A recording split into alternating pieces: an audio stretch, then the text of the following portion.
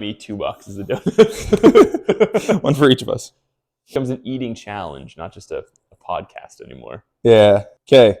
I think we're good to go. Do we look awesome? I think we look awesome, and that's what matters. That is what matters. My wife said we're funny. Oh, that's good. Yeah. I have the Tim Hortons cup, so everybody knows. We're Canadian. True. CrossFit Cup. CrossFit Cup. Because we do that. They know what we're about. Yeah. Canadian CrossFitters. Heck yeah. All right. I feel like that's good. Yes. All right. As well, what are we reviewing today? Did you not save the videos? You had sent them? I had sent them to you, and I figured you would just click the save button. On Facebook. I sent them to you on Facebook chat, okay. Yeah. Where's... Some tech savvy.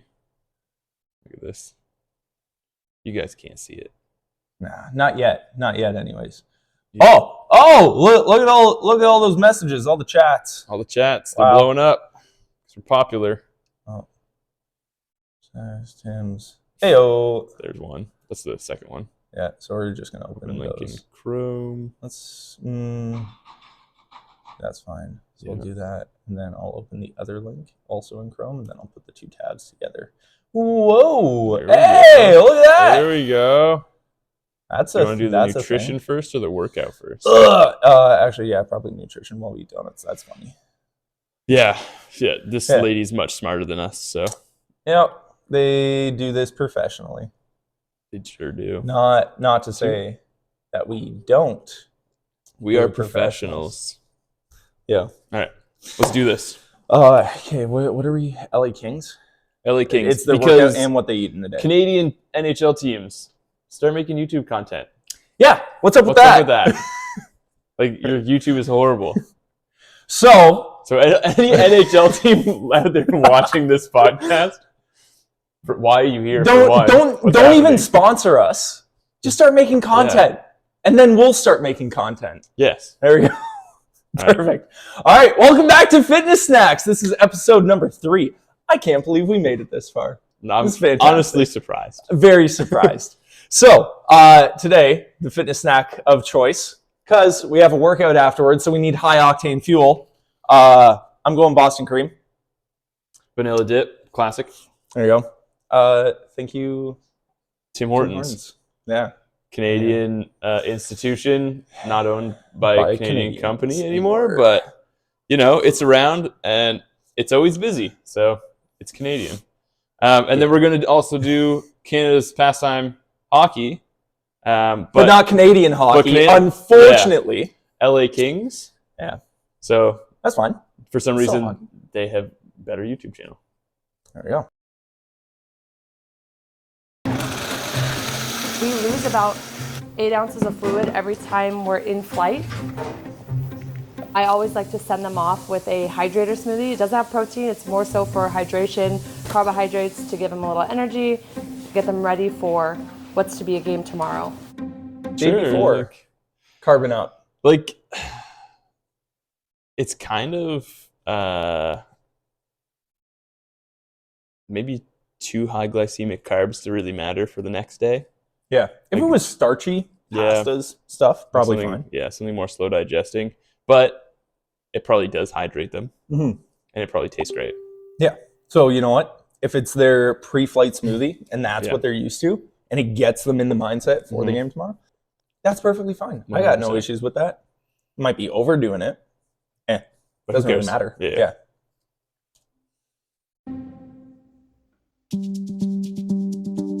I'm Carrie Oliver. I'm the lead sports dietitian for the LA Kings, and it is my job to make sure they are ready and prepared to go on the ice from a nutrition standpoint.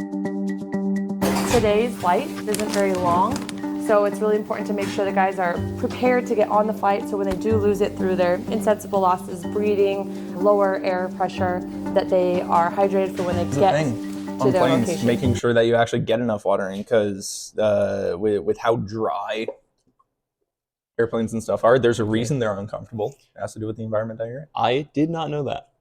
As somebody that doesn't really travel, I've been on 2 flights my whole life. Well, 4, like there and back. But never really mattered to me. Yeah. So. I'd say if it's like an 8-hour flight or longer and you're an athlete, sure, I guess it makes sense. Everyday person probably don't got a water up or like they usually give you a drink or something while you're there. Like exactly. Flight just anyway. take it. So yeah, just drink it up. To their location. So I, on any given day, work with our chefs, work with the hotel, work with the airline, work with caterers in the arena. So we have multiple people that we're working with at one time, making sure that they know how we want our food prepared, high quality, really simple ingredients to make sure that we're maximizing players' health and performance. How much more important is it for athletes to focus on their nutrition compared to the everyday folk that works out 2, maybe 3 times a week? I think the higher of level of performance required, the more important the small details become. Like for the everyday person, if you're eating mostly whole foods, not overeating so you're gaining weight on a continuous basis, like it's normal to gain weight a little bit over time, lose weight a little bit over time, but if you're continuously gaining weight, probably not a great diet to have unless you're doing it on purpose for some reason. Right. And like not stressing too much for the average person about like the very small details. You know what I mean? For professional athletes, making sure you're hitting your macros, micros. That's why they have nutritionists and chefs and exactly as well. Slight difference between nutritionists versus dietitians, because there is a difference with it. Dietitians, those are going to be the ones that go through much more schooling to be able to get a certification. If someone says that they're a nutritionist, there's a good chance that they may have just done a week or 2 long certification course. So I'd make sure that if you are seeking out a professional, look for dietitians, not necessarily nutritionists, but again, all depends what you're looking for with it. There you go. Cool. One other thing that I thought was great is they used simple ingredients. Yeah. People should be using more simple ingredients and trying not to make super complicated recipes, things like that. Makes cooking and dieting way less stressful. Protein, veggies, make it taste good. Yeah. During practice, sometimes I'll come out and watch and see, body language is a big thing. See if anyone looks like they're bent over, fatigued a little bit more. Might follow up with them after practice, say how they're feeling. Sometimes players will come in my office right before practice. We'll give them something quick, easy to digest, get them out on the ice so they can perform. I think this is a very good point. Yep. Coach's Eye. Have you heard of it before? Yeah. So I think she's essentially doing something very similar where when we are working with athletes or people who just want to push themselves incredibly hard, those are also going to be the people that have a tendency to listen to their body a little bit less. So being able to have another input from somebody that is completely disconnected, that is just watching you from the sideline to tell you how you are actually performing, similar to kind of having an Apple Watch, it's just more data. It gives you a chance to make a better informed decision for yourself. So that's why, well, one, you and I have a job because we tell people what to do and what not to do, and ideally we're giving them the best advice possible. Yep. But yeah, especially for her as a dietitian, the fact that she's paying close attention to that, good on her. Yeah, and for athletes, like I said, the small details matter. So if you are slightly fatigued, maybe your nutrition is not where it should be. So her noticing those things and kind of following up with them, or them going in and getting something before practice. So there is some research that shows not being hungry going into some kind of strenuous exercise does increase performance. Right. So that is a great thing to go and do. For the average person, just eat a little bit. Like, just don't be hungry. Like when you go work out. Exactly. Get a few carbs in. I wouldn't load up heavy on fats. You can have some proteins, but again, get some simple sugars in if you've had nothing right before the workout, and then even if you're able to carry Gatorade or something else with you. We've had some of the coaches come up and say, hey, did you notice anything about so-and-so? Or, have they been sick? Like, have you heard anything? Is usually what they'll ask, because I've noticed this. And so then we can have that dialogue with the coaches and the staff to see if we can put together the puzzle of maybe, why they might not be performing at the high level. I think that's great, having like a team around you. For the average person, your team would kind of be like your trainer, your doctor, dietitian, yeah, physio. If you see a therapist, like that's all part of your medical team, and you should be utilizing them. When it's appropriate, having them cross communicate is a good idea. For the players, I always preach consistency. One day of having an off day of eating isn't going to impact you big time, but over time, if you keep doing that, that's where you're going to have some issues.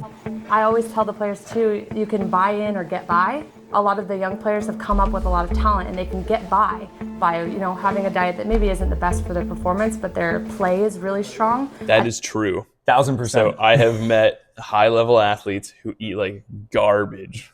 And they're just very like, there is a genetic component to being good at sports. The people that are lucky enough to have that talent, that just like born talent, they can, especially at the lower levels, can do nearly anything. Like their workouts don't really matter. The better the workout is, of course, the better the results are. But if they're working out, they're gonna get like improvement. They're good on the ice or court or field, whatever sport they're playing, and their nutrition doesn't really matter to them. No, like as long as they are getting in enough to fuel their body, it doesn't really matter where that fuel source is coming from. Some people are just able to run like V8 engines, just nonstop, redlining it the entire time, and their body's able to keep up with them. Not everybody can. And I'd say that it takes many years of continuously doing that for your body to get used to it. So being able to start that from when you're a kid to then taking that into your 20s, that's where we start seeing a lot more of these extreme outliers, is the genetic component plus them just training for years on end, taking that mindset as far as it can. Yeah, I think for the longest time, if you were hitting the weights and training, that was the differentiator between athletes. But now almost everybody is training. So now it's going to be the nutrition, the like small stuff, that's going to be the differentiator. That's going to be kind of what makes the difference between players. Being able to recover better, seeing a therapist, working on your mental state, all those small aspects that people may have been missing out on. I think as sports get more serious, like sports are getting more serious. Big time. Especially like lower level sports like college and high school, like U13 hockey teams and everything else. Like they're weight training now. Oh yeah, it's ridiculous. At some point, they're going to hit a moment in their career where either they're getting older, they're injured, or they're just not recovering well. Where nutrition is going to have to be an emphasis, and they have to buy in. They can't just get by at that point.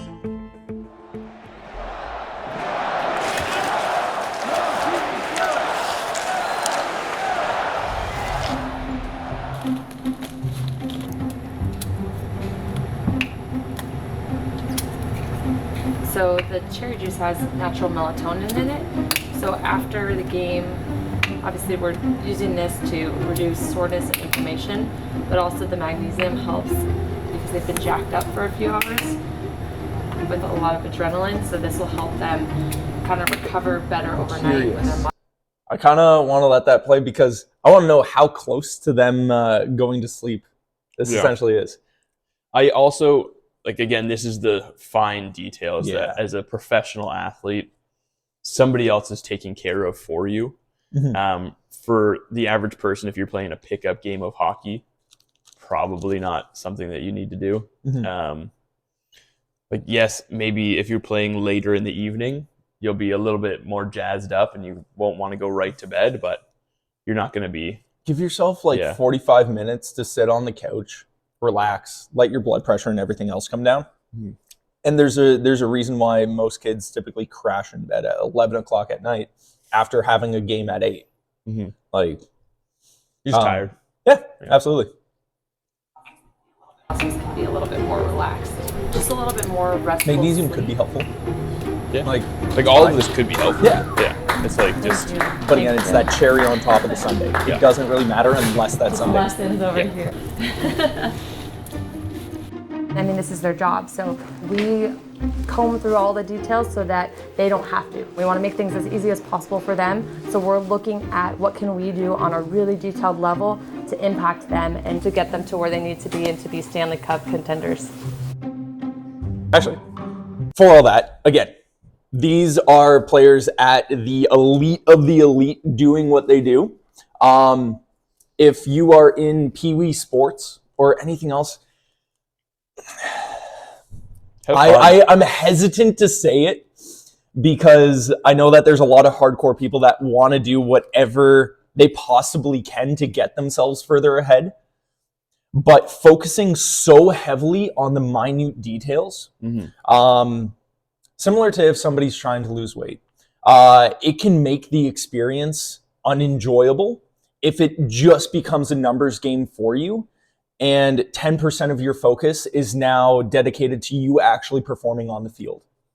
Yeah. So learn to have fun, make it a habit first, and then you can start worrying about all this stuff later on. But if you're still sitting on the fence as to whether you enjoy your sport or not, this shouldn't even be a thought in your mind, is counting your macros. Sure, focus on the pre-workout side of things because that'll have the biggest impact on your actual play. Sure.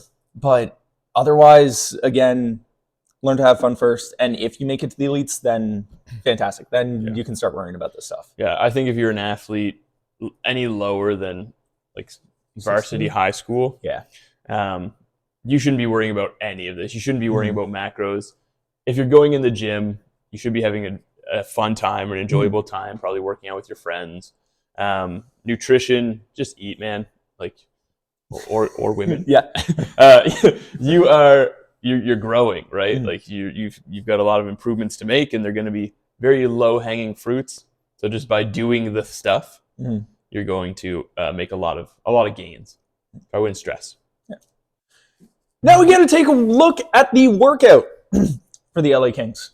Yep. Because sure, they play sports, they focus on their nutrition and everything else, but let's see what actually happens in the weight room. And I believe this is an in-season workout, which does make a difference. Ooh, so what are some of the commonalities that you notice with in-season training versus off-season? So off-season, you're going to go a lot harder because you don't have games to play. In-season is typically more about maintenance, injury prevention. So you'll see lower volumes, higher velocities typically. Gotcha. Yep. Because we're working on maintaining a lot of speed and a lot of power. What about you? One thing that I would like to see is, again, this is personal opinion, a little bit more range of motion stuff. As you're coming off of playing very high intensity games, your body is going to want to stiffen up. It does get minute amounts of injury, even if you don't end up taking a hit. You're pushing your body hard. It's going to want to break down. So being able to take that time and help your body relax and realize, okay, I'm still good to go into these positions. And I'm not just going to lock up or I'm not going to break down on you. That's what I like seeing a lot more in the in-season training is challenging some of the unknowns and just getting your body used to it. Yeah. Fat bar deadlifts? Yeah.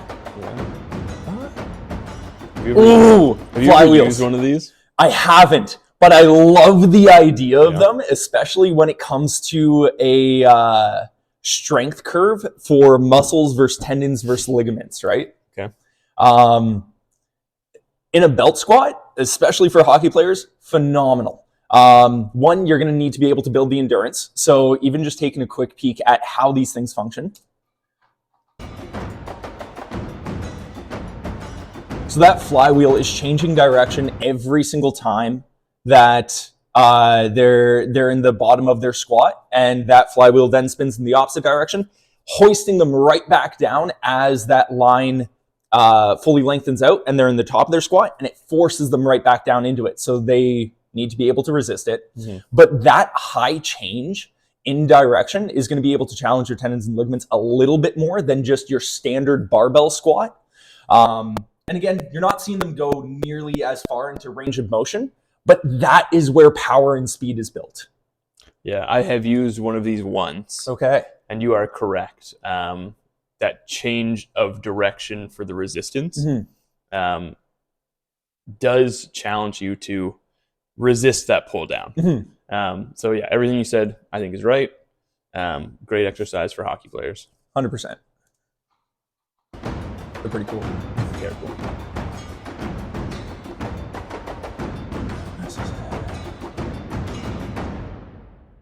Yeah, I mean, we could break it down movement by movement. Yeah, but you'll notice, I don't think we should break down movement by movement, but you'll notice that there is not a lot of sports-specific training going on. Yeah. You don't see them mimicking hockey movements. Working on speed skaters or anything Yeah, like that, you see them doing traditional resistance training that will carry over to the sport. But also, nothing's being done with crazy high weight. No. That's the other thing. So they're just doing enough to be able to keep their body moving in ways that it would traditionally stiffen up. Yeah. I think the lying overhead press that they were doing with the dumbbells for getting their posterior chain fired up like there's no tomorrow, fantastic. A lot of people are going to have issues with thoracic extension already, so being able to challenge that, have you hold it there, and then pressing overhead, it's incredibly difficult. If you haven't given it a shot, do it. It's not easy work. Yeah, and strengthening those smaller muscles, especially in the shoulder, taking hits, things like that, that's going to help keep you from getting injured. Exactly. So I'm Trent Fry, the head strength and conditioning coach for the LA Kings. I'm in charge of all things for as far as physical qualities to make sure that the players are ready to perform at their best. I'm in charge of programming for the guys during the off-season as well as the in-season. We use this term, it's our philosophy as far as training the guys. Micro-dosing. The hockey side of things is trying to figure out when you're getting your touch points with the guys as far as training. That is a component of in-season training, especially for sports that play multiple games per week. You don't get a typical week's length to work out. So your training program is not going to follow a Monday, Tuesday, Wednesday, Thursday, Friday normal routine like a football player would, because they only play on the weekends. Right. Like they might have a game Monday, Wednesday, Thursday. For example, like some back-to-backs. So you might get only to hit the gym a couple of times a week. Maybe something before a game, but probably not. Exactly. And even for these guys, as they're having to fly around the States and Canada sometimes, you're lucky if you're getting a half-hour workout in right before your flight. So as well, this is some of the stuff where the coaches need to be able to think on the fly of what is going to be able to benefit the entire team, and then what does each individual player need before they get back on the ice, as well as what happened during that last game to every single one of my athletes that I need to be able to work on with them to make sure that if they got hit or they took an injury, that isn't going to stop them the next time that they're playing. Yeah. Like he said he does the programming for the whole team. I'm sure he has a team of people that helps him do the programming as well, because when you have that many people, and you do have to be that individualized for professional athletes, it would be very hard or it would be a very long process to do that. Big time. It also is a good testament of how little it takes to maintain or even slightly improve with training. True. Because of the NHL schedule, we're playing one game essentially every other day. So you don't have these big blocks of time to have true training sessions like you do in an off-season model, or some of the guys in college and stuff like this. You don't have 4 or 5 days in between games. So we're trying to get as frequent of touches as far as our strength and our power during the season. Throwing the soccer ball back and forth, being able to get other stuff like that. It was Roger Federer that only started playing tennis when he was in like his mid-20s. He hated playing tennis prior to that. He never wanted to do it, but he played every other sport under the sun. There is a massive component to being good at one sport and having a lot of carryover from other sports into that. Yeah, I think most top athletes probably play more than one sport, even if it's just recreationally. Absolutely. For one, if you only played hockey all year round, overuse injuries would be like very prevalent. So it's good to switch it up.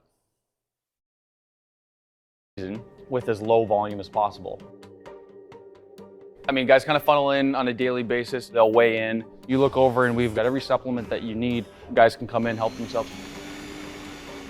A lot of them have post-workout or post-training shakes that are made for them in the fridge by our dietitian, Carrie. The I'm anabolic window. True. 5 seconds after, if you don't have something, gains are gone. Exactly. You just lose them at that point.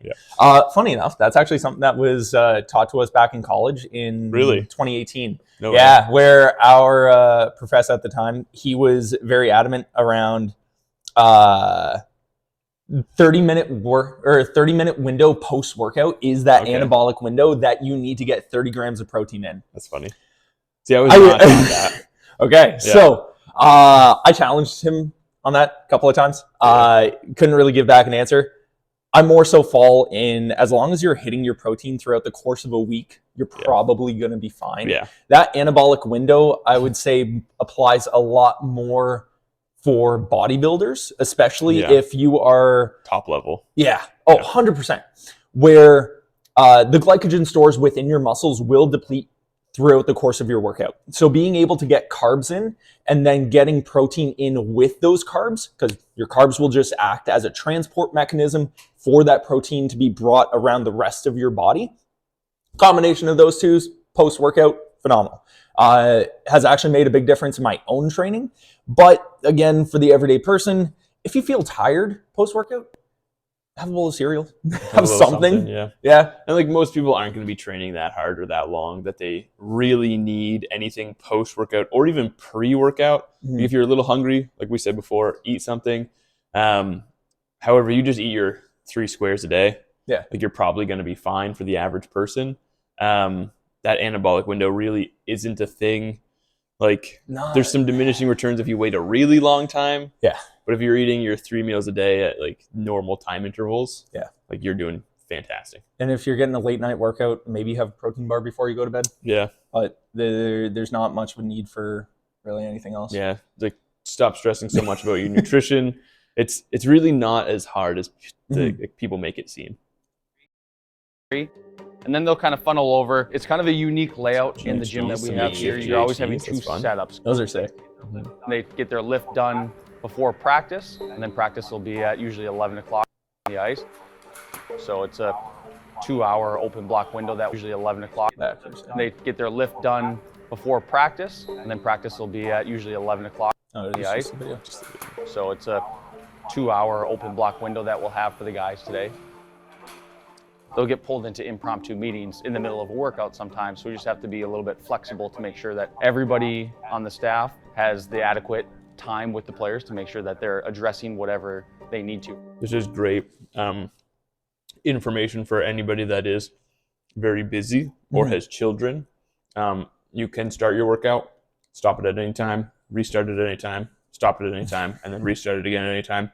Like there's no law that says you have to do your whole workout in one block. Same thing with nutrition. Same thing with nutrition. Same thing with meditation. Any type of stress relief stuff. I wouldn't mess around with it too much with something like sleep, but for the main pillars of your health, there's no rule, like you said, that it has to be done this specific way. There is almost no rules, guys. Pretty much. As long as you're doing something, you're probably going to be fine. There's very few rules that you actually have to abide by. Like progressive overload, I guess. Specificity. Exactly. You know, the very basic things. Those are the only things that you kind of have to think about. And making sure that you're meeting your total caloric needs over the course of a week. Again, daily doesn't really matter too much. Like you can fluctuate a couple hundred calories day in and day out, but your body more so cares about it over a long enough period of time. So it's like you can kind of just make up your own plan, and it can just consist of fitness snacks. But yeah, it can be very, very stressful to kind of look through all of the information that you find online. Mm-hmm. But it's really not that crazy because almost everything is fine. Right. Almost everything is fine. A lot of my coaching and stuff I find is just around helping people figure out what works best for them. Yeah. And that's it. Yeah. Like if it's 3 10-minute workouts, that's Yeah. great. Or if it's like one long workout per week, which would be really weird, but hey, Full strength. you could do Yeah. it. You do it. could. I mean, we do talk about getting a once annual Yeah, yeah. workout. Probably don't go with something like that. Once you annual is need probably to. a little too little, but it depends on what Yeah. you're doing Exactly. with the rest of your Depends life. on your you know what I mean? goals, right? Yeah. Like, I don't know, maybe you have a very labor-intensive job, True. but once a year you like to come Just in and bench see if press you can bench. 225 Yeah. max reps. Go from there. Just to make sure you still can. But yeah, I do have clients as well that work 4 days, 10-hour days at an office job. And what works out best for them is programming 4 times a day, 15-minute workouts that they go downstairs, they do 2 exercises, and they come back up and they continue their workday. Yeah. And that's what gets them out of their chair and keeps them active and Yep. does the rest. I have busy parents, other work professionals, 30 minutes. That's what they got. So I get them in here. We work out for 30 minutes. Yep. It's enough time. You can do it. Mm-hmm. Playing 3 games in 4 days with an off day in between is a very challenging schedule. Today was going to be a full team practice as far as what the schedule was when it came out. It sounds like there's going to be a modification, and some of the group is going to skate today, some of the group is going to stay off. Everyone's going to come upstairs and do a workout up here with us, but the plan is to make sure that everyone then is ready to then practice tomorrow and then game day the next day afterwards. Guys, and they make mention of all the time when they come and they train here. Drew stayed here last summer, and he made mention of the fact of when I come to the rink during the off season, it's just easy for me when I come here. The gym is already set up and prepped and ready for him. All he's got to do is figure out where his program's at, takes himself through the program obviously, and then it's a challenging workout. Working in other sports, if your schedule is all mapped out and you play just once or twice a week, it's pretty easy to make sure that they're always prepared and you don't have too many surprises pop up. And that's the benefit of having a coach or a trainer, is that everything is kind of just ready for you. Mm-hmm. You don't have to think about it. You just come in, especially if you, like, everybody has a stressful life. Mm-hmm. So if it's just one thing you don't want to add on top, that is one of the huge benefits of having Just a trainer. the convenience of it. There's a Yeah. reason why, even though I've been doing this for 6-7 years at this point, I think you've been at it for 8 to 10. 9. 9? Okay, yeah. I still pay for a coach. I'm too busy taking care of everybody else's workout, especially for something like Olympic lifting. It's relatively new, so why not pay somebody to figure out my problems for me, right? Yeah. And then this one, you're kind of reacting to how the group is feeling at certain times of the year and making sure that especially the legs are feeling good enough to make sure they can go out on the ice the next day. And that's another get key it done. thing. With these quick little training sessions, even though it may not seem crazy beneficial within the moment of taking 15 minutes to go through something, if you're a pro athlete and you don't have that and you go into a game, you have no idea what your body's going to be telling you. It's more so for getting yourself in tune with your body, understanding where your weak points are, so that way you can make a better informed decision. Yeah. I think it has a lot less to do around the actual physical performance, gaining muscle mass, putting on speed and strength and everything else, but the workouts allow them to make smarter decisions in the games. Yeah, and the purpose of maintenance, or the way to maintain your fitness, is just by touching that intensity. So it doesn't take a lot of time. Right. Like if you're... It's 1/8 Yeah. the work that you need to do to maintain what you've gained in order to be able to keep it. It's something around that range. Yeah, something like that. Yeah. And if your goal is like strength, for example, you don't want that to drop off. Mhm. You come in and maybe hit some squats for a heavy single. You're good to go. Oh, you know? Just absolutely. get out of here. The GPP stuff, right? Some General GPP, yeah. Prepared. General physical preparedness. General physical Yeah. preparedness. Gotcha. Basically CrossFit. Yeah. You Gotcha. We're just touching things. Yeah. Okay. Actually. That's it. Well, that was the LA Kings. Yeah. Great stuff, I think. Yeah. all around, like the nutrition was great. Mhm. Like they're very honed in on the small details. Yeah, they're going all in with a lot of their training, but I like that they have what looks like a lot more play in their in-season training, especially in the gym.